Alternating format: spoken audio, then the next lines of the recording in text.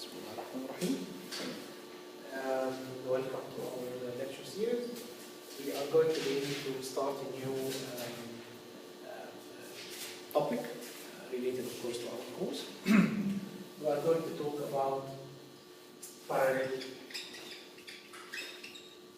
runtime systems.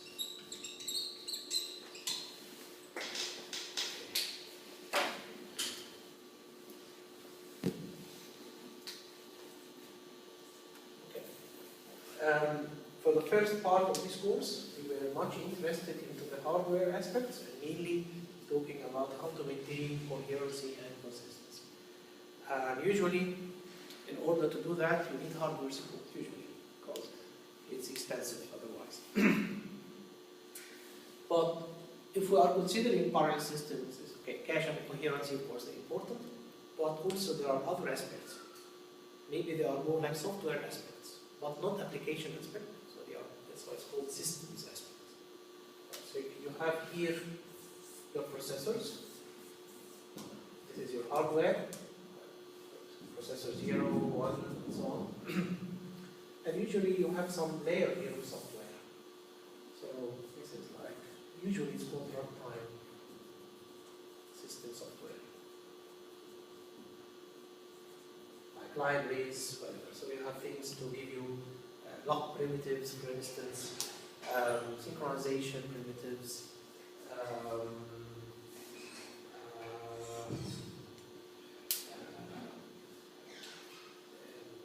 maybe some kind of higher level memory operations or memory consistency operations. Maybe you can have maybe things like object handling, parallel objects, as we're going to talk. Okay, so usually you have lots of support here because for the programmer,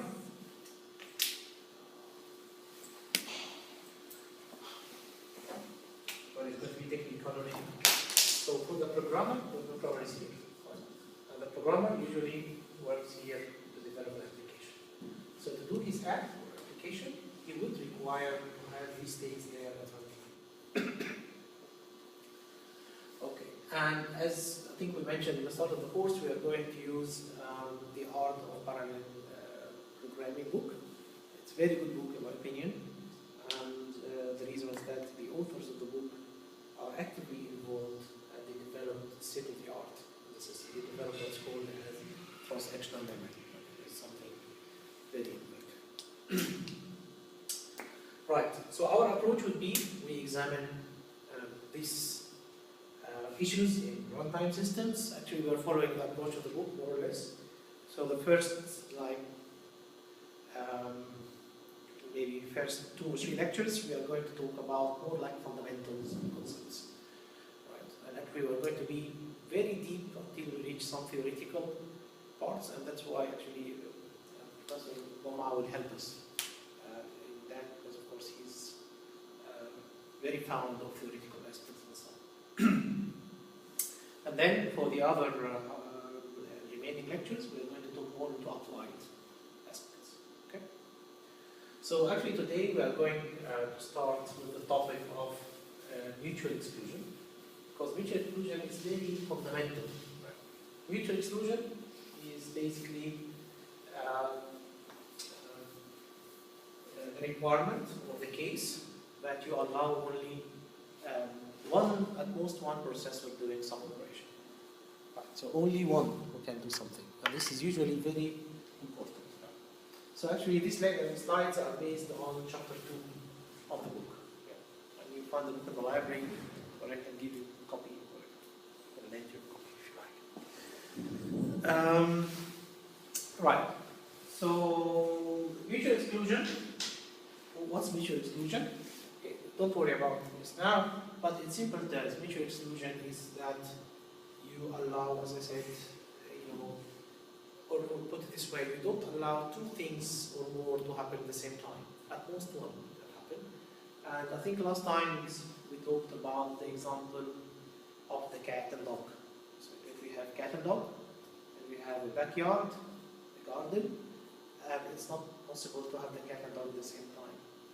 Right. So you want to implement a mechanism that would allow no one there, or only the dog, or only this is mutual exclusion. And an important way, like academically, to, of course, you are going to see lots of algorithms and ideas and so on. But an important academic way to approach this method is to have some kind of reasoning. Yeah, as I said, this part is more like fundamentals and principles. So you need to have maybe just a glimpse of, right, if I propose some idea, how can I tell it's correct?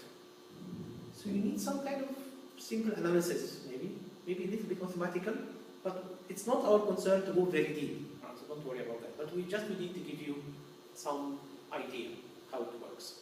And possibly this will help when we, inshallah, explain many other algorithms. You can at least say, yes, it works because of so, no, I don't see it working. So you start reasoning about why it works, why it doesn't work, and so on. So this is just what we want, okay? So this is the objective of the theoretical work. And of course, if you find yourself more interested, of course we can read more, give you more help if you like more theoretical work. Right, anyway, so here we are going to take the problem of mutual exclusion and apply this kind of reasoning to see, so maybe show you one or two examples and then reason about how they work, how they are correct, why they are correct, how to show that they are correct. So an important aspect in modeling what's happening is time. Time usually is very important, and of course physics and whatever. So time is very important aspects when you talk about parallelism. Right. So basically, you can view what's happening inside a parallel system as some kind of what's called state machine. Okay. Right. Collectively, we'll go into detail perhaps later, but just simply, you can think like many things happening, right? And every maybe time step or at specific time, something happens. Right? So actually, you can say like the system changes the state. Right? So it's like, okay, now it's reading a value, now this thread is writing, now this other thread is doing an update, and so on. And maybe more simply, you can view like each thread as one state machine, which is, you know, it's reading and then writing and so on. So a state machine is like you have some states like that. So if you have like, I don't know, incrementing a value, so you have like read x, and then increment x, whatever, increment temporary variable, whatever, and then write x. Right, so this is like a simple state transition. So you have something like that. So at time, I don't know, t1 you're here, at time to t you're here, at time to 3 you're here. Yeah. And of course you have many other state machines for other threads. And maybe it's time 1 dash, time 2 dash, and so on. But okay. So actually what happens here in each of these states, something happens. You're reading, you're incrementing, you're writing. So some kind of event happens.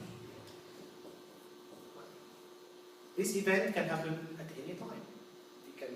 So maybe this write, maybe this one is also reading, so this is the read, this one is also doing read X, so maybe these two can happen in parallel, or maybe this one can come before, or maybe this one can come before. So events can happen simultaneously, instantaneously, and so on. Yeah. So it's like a more general way to think about it. So you can say that a particular thread, maybe thread A, can generate some kind of events or sequence of events. Like maybe P0 is read, A1 is write, A2 is read another location, and so on.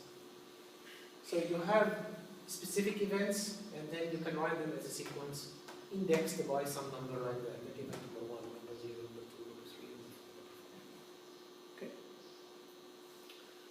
Right. So again, you can view your system as, just forget about the state machine, just in simple terms, you have threads, and some events happen at a particular time instance. These particular time instances are not fixed. So maybe if I run this thread now, the sequence of event will happen in different times. Yeah. So maybe time 1, time 2, time 5, and then next time, I don't know, time 10, 100, I don't know. Okay, the sequence is the same, maybe, but hopefully, or usually, or no, but not necessarily. So I don't know what is going to happen, so it's very flexible. But what I know is that certain events can happen, and they can happen arbitrarily at any time. Right? Okay. So how that helps? This would help by starting to define some kind of relations between them. Right. So maybe we are going to see this later, but let's see here. You can define something like precedence relation. You can say like, okay, event A has to happen first, and then event B has to happen later. Alright? For instance, if you, I don't know, if you're just one thread, maybe thread 0, and here you're doing something like that.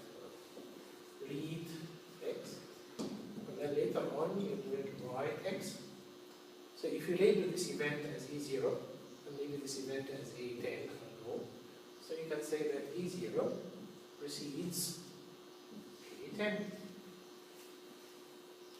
Yeah? You say, no matter what happens, if I label this event 0, and this is 10 or whatever, I'm sure that 0 would happen before 10. Okay? Why? Because we have sequential level consistency, and this is one thread, and this is the sequence of execution of this thread, so it has to be like that. So you can write statement like that, and this is a very strong statement, of course, to the conditions, and I'm sure it has to be like that. So then it follows when you reason, you can say, alright, since A0 happens before 10, and blah blah blah blah blah blah, therefore this event has to happen before that event. Like transitive relation. And if you know that A10 always comes before maybe B0, so it follows from here that E0 always happens before B0.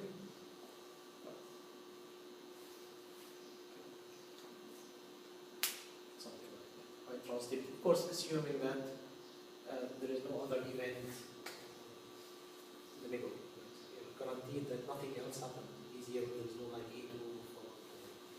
Maybe there's some condition here to apply this transitivity, but in general, it's something like that. So to add some more power to the description and notation, sometimes they like to add another parameter here, which is the J, which is like the occurrence. So maybe if you have a loop, usually in computers you have loops, so instead of writing E0, 1, 2, 3, 4, 5, 6, 7, and going for very big numbers, you can just say like, this is E0, iteration 0. Next time it's E0, iteration 1. A0, iteration 2. So like it's the first time to read, second time to read, third time to read, fourth time to read. So it's the same event, but this is like the number of occurrences for this particular event. So this is like the read event, and this is the invocation or the occurrence number 100. It's just maybe shorter and simpler notation. More compact notation, more concise. I think that's it with notation. Yeah, but maybe there is something about intervals. But this is mainly it. Right? So I think the last thing we talk about notation is intervals. Right, so it's here. So it says here, suppose that you have event A0 that happens all the time before A1. Right? And now we define something called interval. So since A0 always happens before E1, then there is a time interval starting from 0, A0 to A1. And this is basically the duration between the events. So basically, if you draw it like that, this is the time, and you know that at a particular time, instance, A0 happened, and then in another time instance, A1 happened. So what you see here is the duration between the events, and you can refer to that as interval. So you can say like this is interval A, IA. So this is the time interval between the occurrence of event 0 and 1. Why this helps? It can give you more power of reasoning. So here it says interval A defined as from time 0 to event 1. Right. The whole interval would precede another interval B. Right? If A1 precedes B0. So basically if you have interval like that. This is called A1 or AI, sorry, IA, and you have another. Okay, this is time like that, and this is IP. So the whole interval can precede another interval if these boundaries have the corresponding boundary relation. So if this one is A1 and this one is B0, so if A1 happens before B0, it follows that this whole interval happens before this whole interval. Okay. Usually these notations exist. So if A1 precedes B0, then interval A or IA precedes I.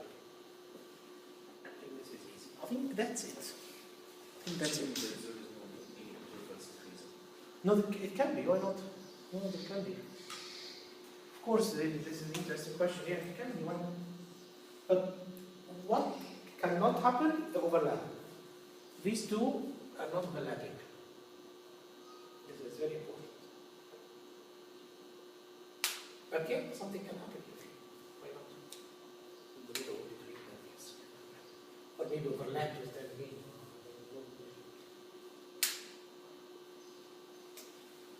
I think that's it with notation. No more notation. So now let's see some practical use of this notation. If we can define the precedence relation, oh yeah, this is interesting remark. If you can't define the precedence relation, right? Why? If you have something like that. Right, so this is E0, A1, and B0, A1.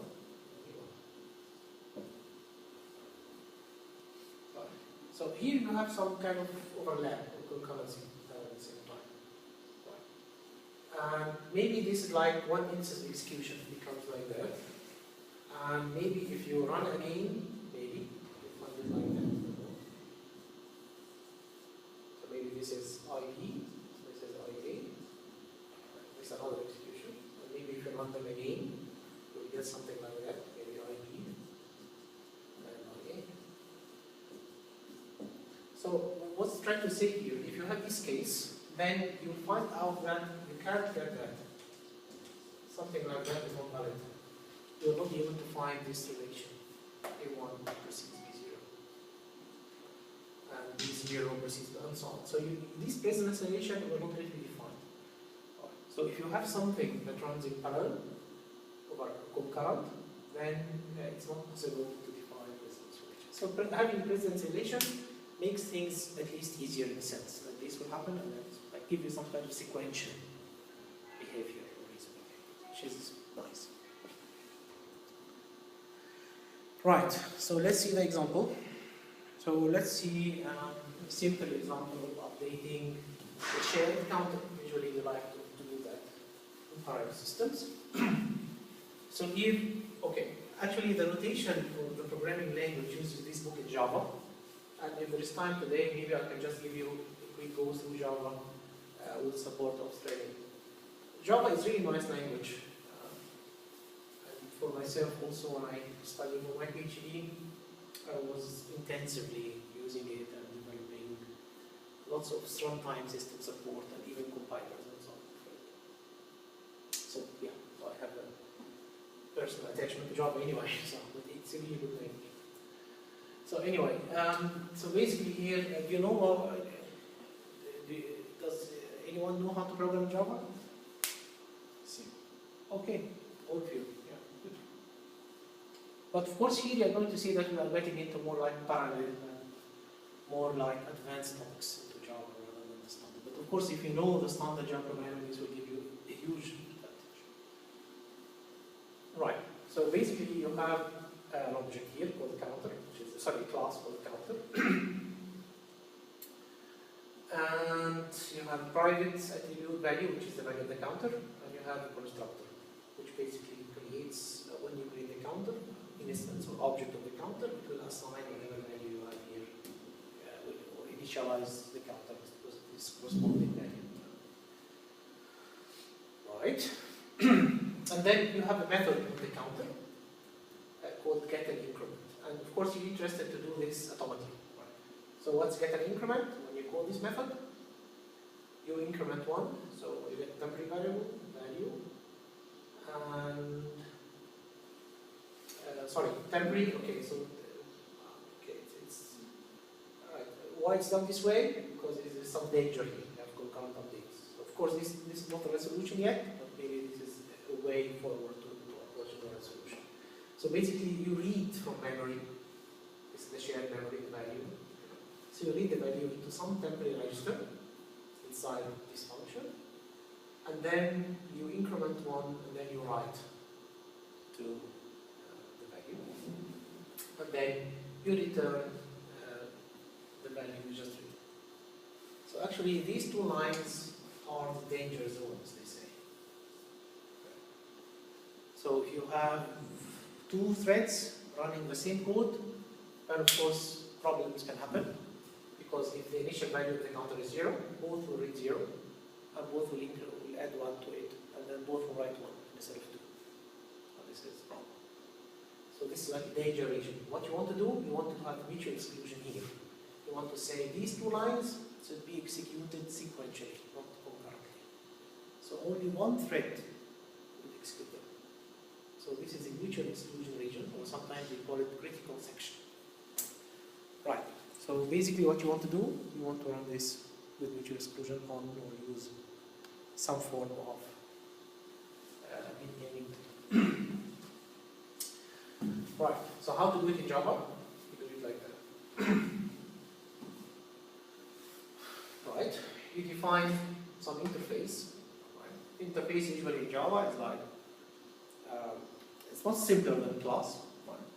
And in Java you can only inherit from one class, but you can implement many interfaces. It's kind of multi-layered. So anyway, it's just a way to add more functionality to your class. Right, so basically you implement an interface called block. Right? As we talked about blocks before, so we use them here. So you have two functions, lock and unlock. Right.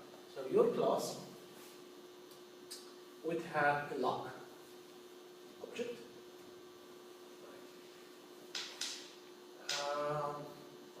So yeah, we know that you can use interfaces as objects here. So anyway, I think in this case, this maybe can be class here. It's okay. So anyway, so this is the lock interface, and here you have an instance of this interface. Actually, I didn't know it was possible to do that. Anyway, so this is your object, and it's a private, right? Private to the counter itself. So every counter has got its own lock. So now, when you do this dangerous code, what you do, you first invoke the method lock in your lock. So you lock your lock. If you succeed, you then execute your dangerous action, and then you overlock. Right. Why do we have this try and finally? Okay, maybe some exception can happen. Some interrupt, something wrong goes, maybe overflow operation, I don't know. Yeah. So, okay, it's very dangerous because, right, in Java, if an exception happens, right, something like, okay, in this case you're adding 1 to this variable. Right, what if you run out of space? Buffer overflows, or counter overflows, you reach the maximum number. Then perhaps what will happen? You'll find that the exception is thrown. So the system will say something wrong, precision or overflow exception happened. So actually processing stops immediately from this line and goes outside the function. So if this happens, then you would miss to do the unlock. And the other guy would stuck there forever waiting for the count. So that's why we have this try and finally. So try means that if there is a possibility that an exception will be risen, arose or whatever by some value or operation here. And the finally one would say, right, it's guaranteed, no matter happens, I'm going to execute this one before jumping to exception handler or whatever was going to handle the exception. So this is a way to guarantee that always the unlock will be executed. So basically, in simple terms, you have some important code that you need to run sequentially, And in order to do that, you proceed the code by lock and proceed the code by unlock. So maybe in our notation, if you call this event, I don't know, A0, and this event A1, then you're always guaranteed that always E0 is proceed by A1, well, of course, and no matter which thread is running this, right? So only one.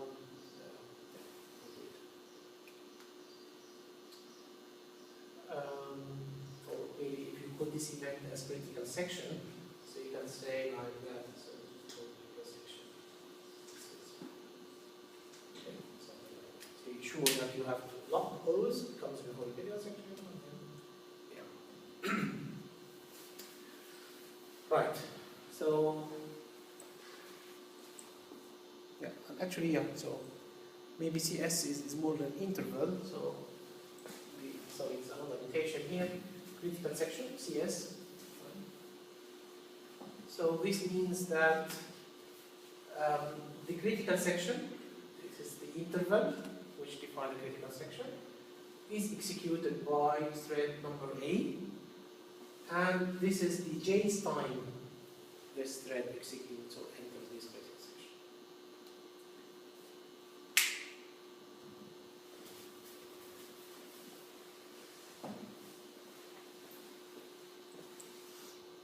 So, in notation, we can say that, right, so entering the critical section with thread A to J's time has to proceed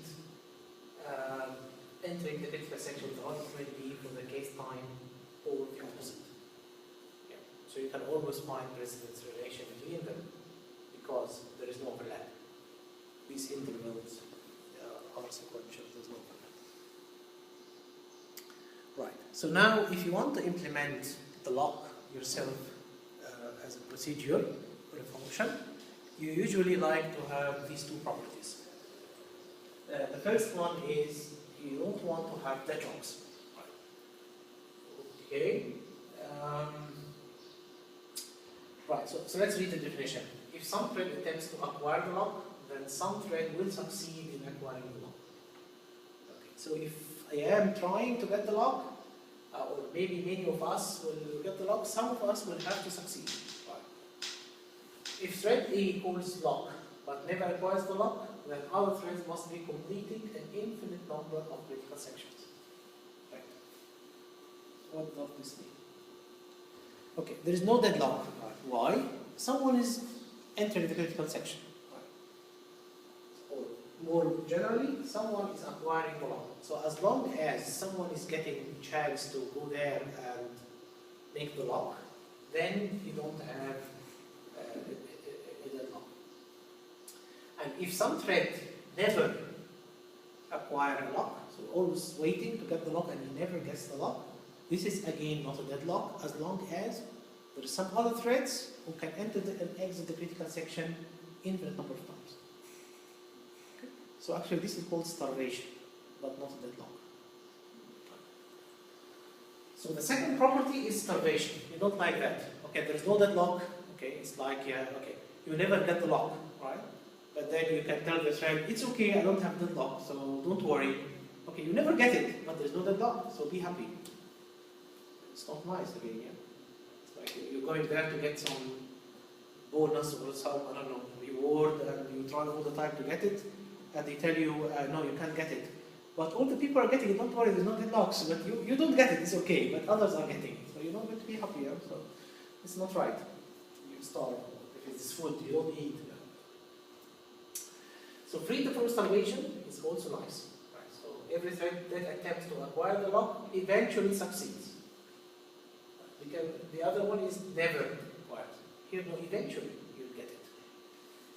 You are guaranteed that if you try for an infinite number of times, you'll get the lock. Okay. But here, you can try for infinite number of times and don't get it.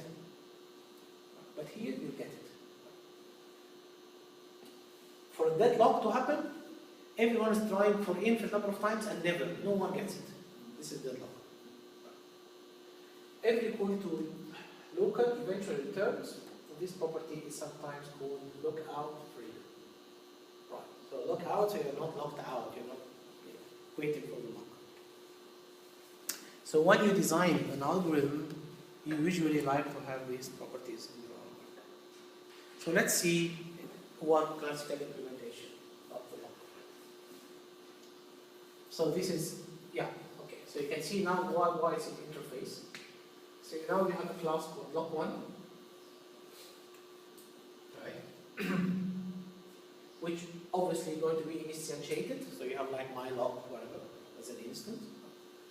And as you see, it implements lock. So it implements the interface lock, which basically means it has two functions, so two methods, lock and unlock. Right, so in order to do that, you need, okay, actually this code actually runs for two threads over here. So you have two flags here, two booleans, so you have an array of flags, two entries, 0 and 1. Okay. And actually everyone corresponds to the thread, so thread 0 and thread 1. Right, for the lock, right, what you do is you get your thread ID, which will be 0 or 1, and then you get the other person ID by doing this trick, 1 minus my ID. So if I'm 0, the other guy is 1. If I'm 1, the other thread is 0. Right, so this depends who is executing the lock. Right, so thread ID will get would return the value depending on who's currently running this line. Yeah? Yeah, the current executing thread who is executing this line of code. Right, so when you run, okay, but you know who you are and you know who's the other guy. Right? And then you set your flag to true and you wait for the other guy to release his flag. So if you think about it, let's try. Does this work? Let's think in just simple terms and then try more mathematical. So the question is, does this work? Right. So okay. Keep in mind that you have two threads running in parallel. So 2, 0 and 2, 1. And everything is possible. Someone can go faster, slower, anything is possible. Right, so maybe we both execute this line. So this guy will see his I as 0, the other guy will see his I as 1. Right. So maybe try something simple over there. So this is 0, this is 1. So this guy see I as 0, this guy see I as 1. Maybe they both execute J, so here J is 1, here J is 0.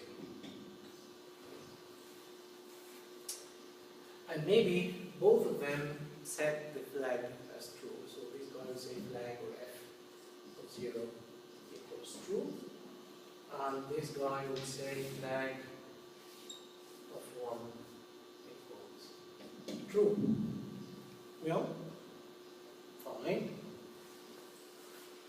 Now, what will happen here?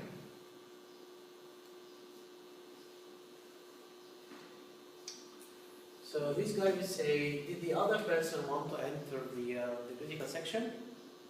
Yes. Question is here is doing while. Flag of J is 1 equals true. Wait. And this guy will be doing while. Flag of 0 equals true. Just wait.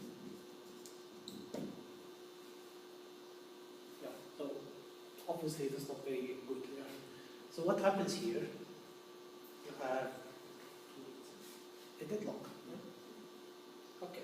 So both will be waiting for the other to finish and never, none will finish. So this is not a very good algorithm, as you can see. But it does provide the mutual exclusion feature. Right. Why is that? Let's think. Would it be possible for both of them to enter the critical section? Obviously, in this case, no, we are waiting. But is there any other case? Let's think again in simple terms or simple intuitive way. So here you have flag, right? You're going to only to enter the critical section if you read the the other guy's flag to be false. Yeah? Moving on to the next one. Then I will enter the No. This while, okay, you exclude whatever this line and then wait here. So while the other thread, its flag is true, you wait. Yeah. So if the other guy's flag is false, it's okay, you enter. Right. And if the other guy's flag is false, then yours is true.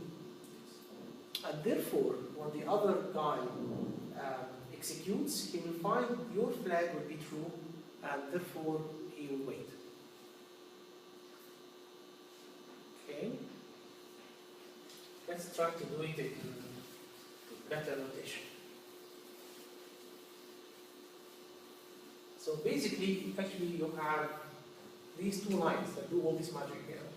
Of course, not real magic, but at least they provide mutual exclusion. So anyway, so if we say something like that, the event of having the write from thread A, so that flag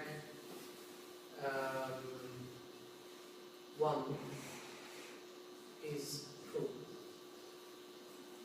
Okay, let's see that. So this one, okay, so again, sorry for the interruption. So I think this was not recorded. What we did here, we tried to write down some precedence conditions for the operations. Okay. So we have, okay, so what happens if someone enters? So A would read its flag true, would read, then would read the other flag to be false, and then enter critical section. But similarly, B would write its flag to true, read the other flag to be false, and then enter critical section. And then, if both will enter, so maybe let's assume that now A will enter critical section. So what will happen? Okay, tell us. So yeah, A has to read. Read flag 1. Yeah, flag 1 to be false. So this has to happen. And then, so for this has to happen, this means that the other guy has not yet written it to be true. So actually, this should precede the write of B of flag 1 to be true. Yes?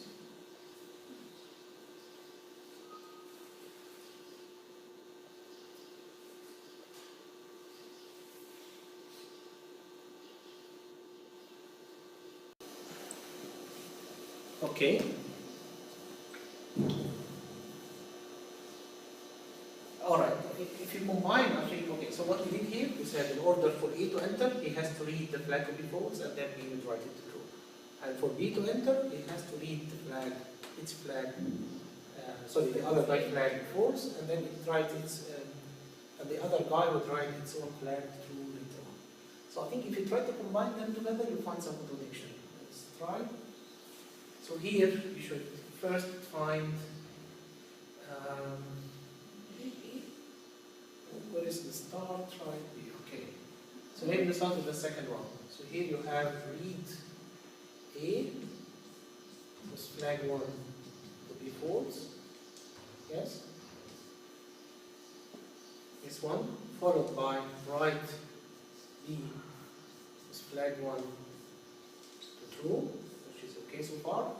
And then followed here by read B of F0 to be false. Yes?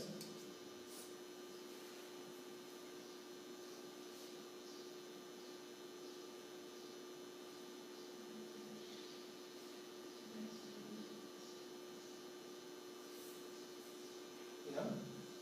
And then read B F0 to be false. That is one from here. Yes? And then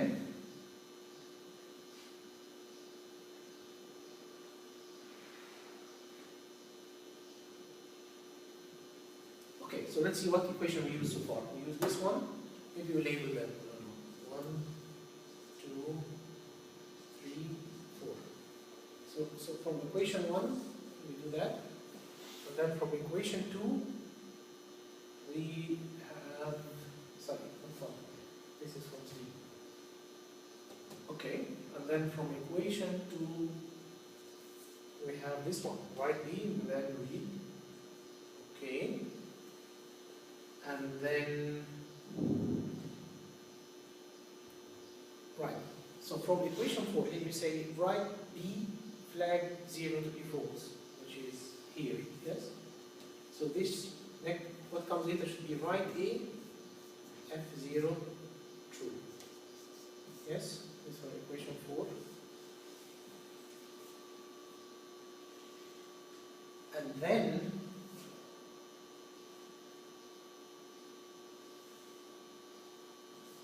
we should read A, should read F1 to be false. Yes?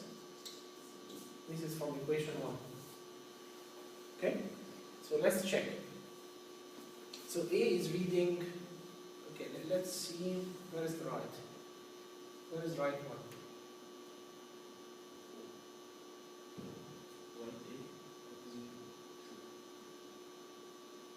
Yeah, okay, this one. So here you have write B with F1 true, and this will proceed, this will come before, or this will be preceded by read for other thread the same value to be false. And nothing, meanwhile, written it to be false. So this is contradiction. So you write true and you read false. So from transitivity, you should say for this to happen, you have write B F1 to true, and then later A would read F1 to be false. So this condition should happen for them to enter this contradiction. You can't write something and then you read it to be different value. Okay. I think you can, of course, check in the book, it's more rigorous. And these are the things. Actually, these are the things which we write. And then here, so we have write B true, read B false, write B true, read B false. So it follows from here, yeah. So write A, flag A is true, and then B would read the same flag as false. So this is a contradiction. So as you can see, this is like a very nice way or strong way to check the correctness of your algorithm. Again, it's not our objective to get into very deep analysis, but just a flavor of how these things work. Okay? Because especially if your thesis, if you're working maybe on wireless or protocols or whatever, usually you have this concurrency. So it's nice to have some kind of formulation, because maybe in your PhD defense, they will tell you, well, why does it work? Maybe this is wrong. Did you try it? You can say, I tried 100 times and it works. It's not as strong as you say something like that. It's like a proof. Right? I have a proof that it works. But the guy will say, okay. Or he has to challenge your proof as you can. So this is very strong. Just say, I told you that it works. Maybe we didn't try enough. And the second aspect which we want to emphasize today is, of course, the critical section and thinking, reasoning about events that happen in parallel. So as you can see, the program we just shown is very simple, maybe 10 lines of code, and yet we spend maybe half an hour just to analyze how it works. So you have to be very careful when we're dealing with parallel systems. Many things happen concurrently. So this is interesting way to approach the topic. Of course, this is not very maybe user-friendly or nice, but I think formally or academically, I think this is a nice start. For the next lecture, maybe you can try to see quickly another algorithm or not, depending on the time, and then we go into what's called concurrent options. It's becoming more like Java and more practical a little bit. Still, we are not in the practical part, but actually relatively more practical. And then hopefully Professor Goma will get into very theoretical, maybe for a couple of lectures, and then we continue practical, very much practical. Okay. So I have to, afraid I have to go.